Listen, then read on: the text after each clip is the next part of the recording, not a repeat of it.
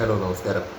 Narivetta cinema കണ്ടു. ഇപ്പോൾ വീട്ടിൽ കയറി വന്നേ ഉള്ളൂ. Actually I don't know why, maybe എൻ്റെ ക്യാരക്ടർ ഇങ്ങനെയൊക്കെ ആയതുകൊണ്ടായിരിക്കും എനിക്ക് എന്തോ പോലെയായി സിനിമ കണ്ടിട്ട്.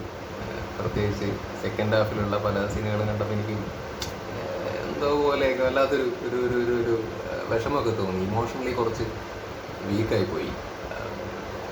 ഓക്കെ, അത് എന്തെങ്കിലും അവിടെ ജസ്റ്റ് മെൻഷൻ ചെയ്തതെന്ന് മാത്രം.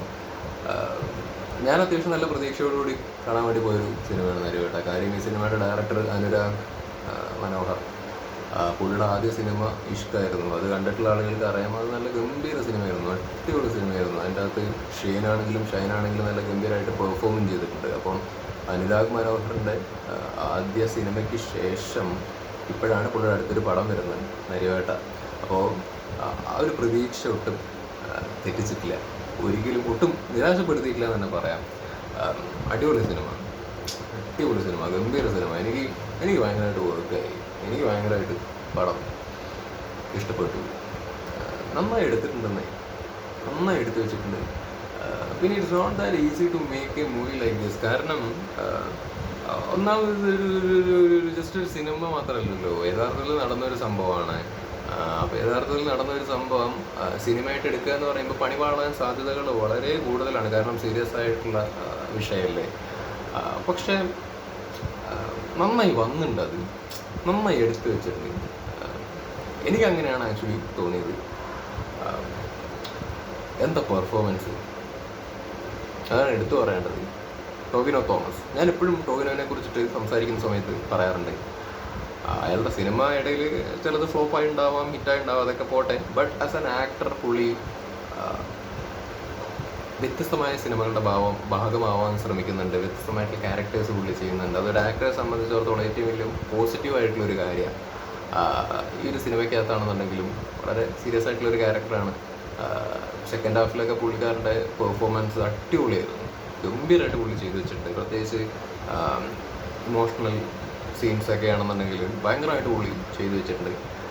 എനിക്കിതിൽ ചെറിയ ചെറിയ സംഗതികളൊക്കെയാണ് വല്ലാതെ കൊണ്ടിരിക്കുന്നത്. ഇതിൽ സെക്കൻഡ് ഹാഫിൽ ആ ഒരു വലിയ പ്രശ്നങ്ങളൊക്കെ നടക്കുന്ന സമയത്ത് നിങ്ങൾക്കറിയാലോ, ഞാൻ പറയാൻ തന്നെ വലിയൊരു ഒരു അങ്ങോട്ട് ഇങ്ങോട്ട് പോലീസും മറ്റേ ആ വിഭാഗത്തിൽ ഗോത്ര വിഭാഗത്തിൽപ്പെട്ട ആൾക്കാർ തമ്മിലുള്ള വിഷയം നടക്കുന്ന സമയത്ത് അതിലൊരു വയസ്സായ മുത്തശ്ശീനെ എടുത്ത് പൊക്കുന്ന ഒരു സീനുണ്ട് ടോവിനോൻ്റെ.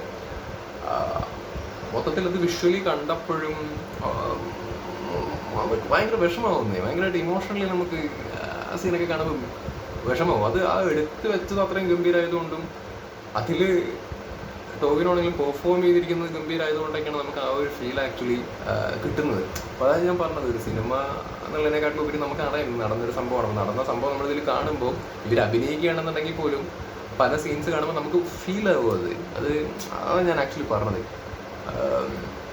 പിന്നെ നമ്മുടെ സുരാജ് ചെയ്ത ക്യാരക്ടർ നന്നായി പുള്ളി ചെയ്തിട്ടുണ്ട്, ഞാൻ പറയണ്ടല്ലോ, അടിപൊളിയായിട്ട് പുള്ളി ചെയ്തിട്ടുണ്ട്. ടോവിനോ സുരാജ് തമ്മിലുള്ള കോമ്പിനേഷൻ, അവർ തമ്മിൽ നല്ല ബോണ്ട്. ആ ബോണ്ട് നല്ല രീതിയിൽ എനിക്ക് പേഴ്സണലി അത് വർക്കായിട്ടുണ്ട്. അതിൽ ഒരു ഇൻസിഡൻറ്റ് സംഭവിക്കുമ്പോൾ ടോവിനോവിന് ഉണ്ടാകുന്നൊരു വികാരമുണ്ട്, സുരാജിന് കാര്യം സംഭവിക്കുമ്പോൾ ടോവിനോവിന് ഉണ്ടാകുന്നൊരു വികാരമുണ്ട്. അത് നമുക്കും കണക്റ്റ് ആവും ആക്ച്വലി. ആ ഒരു ഫീൽ നമുക്ക് കിട്ടും. കാരണം അതാണ് അവരുടെ ബോണ്ട് വർക്ക് ആയതുകൊണ്ടാണ് നമുക്ക് ആ ഒരു ഫീൽ ആക്ച്വലി കിട്ടുന്നത്. അപ്പോൾ പറയാനാണെങ്കിൽ ഇതിൽ ചെറിയ ചെറിയ മൈന്യൂട്ടായിട്ടുള്ള കുറേ സാധനങ്ങളൊക്കെ ആക്ച്വലി ഉണ്ട്. എനിക്ക് ഫീൽ ചെയ്തത് പറയാനാണെന്നുണ്ടെങ്കിൽ അടിപൊളിയായിട്ടുണ്ട് മൊത്തത്തിൽ. ഇതാണ് ഇത്രയും പറയാനുള്ളൂ. പിന്നെ നിങ്ങൾ കണ്ടു നോക്ക്. പിന്നെ ഇതിൽ മുടി വളർത്തിയൊരു ചങ്ങാത്തിൻ്റെ, I don't know his name, പുള്ളി ഇതിൽ ആ ഒരു വിഭാഗത്തിൽപ്പെട്ട ഒരാളാണ്. പുള്ളിയെ നമുക്ക് ഫീൽ ചെയ്യും ആക്ച്വലി. ഒരു ക്യാരക്ടർ, നല്ല ഡെപ്തുള്ളൊരു ക്യാരക്ടർ, അത് അടിപൊളിയായിട്ട് പുള്ളി ചെയ്തിട്ടുണ്ട്. I don't know his name, എന്നാലും മെൻഷൻ ചെയ്യേണ്ടതായതുകൊണ്ട് പറയണതാണ്. അതുപോലെ ഇതിൽ മറ്റേ ചേരൻ, പുള്ളി ഒരു ക്യാരക്ടർ ചെയ്തിട്ടുണ്ട്.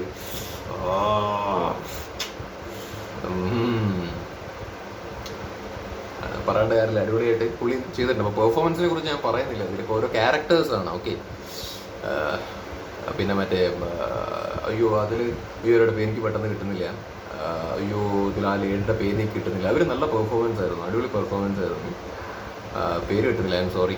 അപ്പോൾ ഇത്രയേ ഉള്ളൂ. ഞാൻ കൂടുതൽ പറഞ്ഞിട്ട് വലിച്ച് നീട്ടുന്നില്ല ഈ ഒരു സിനിമയെ കുറിച്ചിട്ട്. ഓവറോൾ അടിപൊളി cinema Narivetta. This is for me. ഇത് എൻ്റെ വ്യക്തിപരമായിട്ടുള്ള അഭിപ്രായം കേട്ടോ, എൻ്റെ വ്യക്തിപരമായിട്ടുള്ള അഭിപ്രായമാണ്. അത് ഞാനങ്ങ് പറഞ്ഞു, അത് എനിക്ക് വിട്ടേക്ക്. ഞാൻ എടുത്ത് പറയണതിൻ്റെ കാര്യം എന്താ വെച്ചാൽ, നമ്മൾ പല സിനിമകളെ കുറിച്ചിട്ട് വ്യക്തിപരമായിട്ട് നമ്മൾ തിയേറ്ററിൽ പോയി കണ്ട്, നമ്മൾ പൈസ കൊടുത്തിട്ട് ഒരു സിനിമ കണ്ടിട്ട് നമുക്ക് ഫീൽ ചെയ്ത കാര്യമാണ് ഇരുന്ന് പറയുന്നത്. അത് ഇഷ്ടപ്പെട്ടു എന്നോ ഇഷ്ടപ്പെട്ടില്ല എന്നോ അല്ലെങ്കിൽ കാരണങ്ങളൊക്കെ പറയുന്നത്, അല്ലെങ്കിൽ നമുക്ക് തോന്നിയ ഫീലൊക്കെ പറയുന്നത് നമ്മുടെ വ്യക്തിപരമായിട്ടുള്ള സാധനമാണ്. അത് പറയുമ്പോൾ നമ്മളെ അത് ആ വഴിക്ക് വിട്. നമ്മളെന്തെങ്കിലും പറയുമ്പോൾ, അത് ഈ സിനിമയുടെ കേസിൽ മാത്രമല്ല ഞാൻ പറയുന്നത്, ഇതിൽ പറയുമോ എന്നറിയില്ല ആൾക്കാർ. നമ്മൾ പൊതുവേ ചില സിനിമകളൊക്കെ ചെയ്യുമ്പോൾ ആൾക്കാർ ഇങ്ങനെ പറയും, നമ്മൾ നീ ഈ സിനിമ തന്നെയല്ലേ കണ്ടത്, ഞങ്ങൾ കണ്ട സിനിമ തന്നെയല്ലേ, ഞങ്ങൾ കണ്ട സിനിമയാണെന്നും പറഞ്ഞിട്ട് നമ്മൾ എന്ത് ചെയ്യണം? നിങ്ങൾ കണ്ടു, നിങ്ങൾക്ക് വേറെ അഭിപ്രായം ഉണ്ടെങ്കിൽ ആയിക്കോട്ടെ, നിങ്ങൾക്ക് ആ അഭിപ്രായമാണെന്നും പറഞ്ഞിട്ട് നമുക്ക് ഈ ഇങ്ങനെയാണ് തോന്നിയെന്നുണ്ടെങ്കിൽ നമ്മളിത് പറയാതെ നിങ്ങളുടെ പുറകെ കൊണ്ട് വരണോ? അത് നടക്കുന്ന കാര്യമില്ല. Cinema is an art. അത് ഓരോരുത്തർക്ക് ഓരോരോ അഭിപ്രായങ്ങൾ, ഓരോരോ ജോൺറേസ്, ഇഷ്ടങ്ങൾ, മൂഡും കാര്യങ്ങളൊക്കെ ഉണ്ടാവും. അതിനനുസരിച്ചിട്ടാണ് അത് ഫീൽ ചെയ്യുക, ഇഷ്ടപ്പെടുക ഒക്കെ ചെയ്യുക. ഓരോ ആൾക്കാരുടെ ക്യാരക്ടറും ഓരോ ആൾക്കാർക്ക് ഏതൊക്കെ കാര്യങ്ങൾ ഫീൽ ചെയ്യും, ഓരോ ആൾക്കാരുടെ ടേസ്റ്റ്, ഇതിനൊക്കെ അനുസരിച്ചിട്ടാണ് നമുക്കൊരു സിനിമയുടെ ഒരു അഭിപ്രായം നമ്മുടെ മനസ്സിൽ രൂപപ്പെടുന്നത്. മനസ്സിലായോ? അതാണ് അത്രയേ ഉള്ളൂ, ഞാൻ പറഞ്ഞെന്ന് മാത്രം. ഇതാണ് നരിവേട്ടയെ കുറിച്ചിട്ട് എനിക്ക് പേഴ്സണലി പറയാനുള്ളത്. എനിക്ക് ഭയങ്കരമായിട്ട് വർക്കായി. നല്ല അടിപൊളി സിനിമ, അടിപൊളി സിനിമ, ഭയങ്കരമായിട്ട് ചെയ്തിട്ടുണ്ട് എല്ലാവരും, ഈച്ച് ആൻഡ് എവ്രി വൺ. മൊത്തത്തിൽ നല്ലൊരു എടുത്തു വെച്ചിട്ടുണ്ട് സിനിമ, നല്ല രീതിയിൽ എടുത്തു വെച്ചിട്ടുണ്ട്. പിന്നെ മറ്റേ പ്രിയംവദ, അവരും ടോവിനും തമ്മിലുള്ള മറ്റേ പാട്ടൊക്കെ നല്ല രസമായിരുന്നു തിയേറ്ററിൽ നിന്ന് കേൾക്കാനൊക്കെ. അത് വിഷ്വലി ആണെങ്കിൽ ഇറ്റ് വാസ് നൈസ്. എനിക്ക് ആ പെയർ വർക്കായിട്ടുണ്ട്, നല്ല രസമായിരുന്നു. ലൈക്ക് ആ ഒരു പെയർ നല്ല രസമായിട്ട് തോന്നി സ്ക്രീനിൽ. എനിക്ക് അത് വർക്കായി. മേ ബി മൈറ്റ് ബി എനിക്ക് എൻ്റേതായ കാരണങ്ങളുണ്ടാവുമായിരിക്കും ആ ഒരു പെയറിനെ ഇഷ്ടപ്പെടാൻ. സോ വ്യക്തിപരമായിട്ടുള്ള താല്പര്യങ്ങൾ. എന്തെങ്കിലും വിട്ടുപോയിട്ടുണ്ടോ? ഇത്രയേ ഉള്ളൂ. അടിപൊളി അടിപൊളി നരിവേട്ട. ഇനി ഡിറ്റക്റ്റീവ് ഉജ്ജ്വലം കാണാൻ വേണ്ടി പോകണം. അതെന്താണ് ആ അവസ്ഥ? അത് കാണട്ടെ, ധ്യാൻ്റെ പടം. ഇതിപ്പോൾ നരിവേട്ട ഇത് ഹിറ്റാവുമോ ഫ്ലോപ്പ് ആവുമോ എന്നുള്ളതിനെ കുറിച്ചിട്ടൊന്നും നമുക്കറിയില്ല. നമുക്ക് ഇഷ്ടപ്പെട്ടോ ഇല്ല എന്നുള്ളത് മാത്രമേ നമുക്ക് പറയാൻ അറിയുള്ളൂ. ബട്ട് ഇതിൽ നല്ല എഫേർട്ട് എടുത്തിട്ടുണ്ട് എന്നുള്ള കാര്യം നമുക്ക് സിനിമ കാണുമ്പോൾ തന്നെ മനസ്സിലാവാൻ വേണ്ടി പറ്റുന്നുണ്ട്. എല്ലാ ആക്ടേഴ്സും അല്ലെങ്കിൽ ഇതിൽ ടെക്നീഷ്യൻസ് ആയിക്കോട്ടെ, അത് ഏത് ഡിപ്പാർട്ട്മെൻറ്റിലുള്ള ആൾക്കാരായിക്കോട്ടെ, ഇങ്ങനൊരു സിനിമ എടുക്കൽ ഇറ്റ്സ് നോട്ട് ഈസി. സോ നന്നായിട്ട് എടുത്തു വെച്ചിട്ടുണ്ട്, എഫേർട്ട് എടുത്തിട്ടുണ്ടെന്നുള്ള അറിയുന്നുണ്ട്. അപ്പോൾ ഇത് ഡിസേർവ് ചെയ്യുന്ന സക്സസ് കിട്ടും എന്ന് വിശ്വസിക്കുന്നു. അതെന്തായാലും കിട്ടട്ടെ, ആശംസിക്കുന്നു. Very good. അപ്പോൾ ഓക്കെ. സാധാരണ ഞാൻ ഇങ്ങനെയല്ല ഒരു സിനിമയെ കുറിച്ചിട്ട് അഭിപ്രായം പറയലുള്ളത്. ബട്ട് ഇതെന്തോ പോലെ ഉണ്ട്, അതുകൊണ്ടാണ് ഇങ്ങനെയൊക്കെ സംസാരിക്കണം. Sorry, bye bye.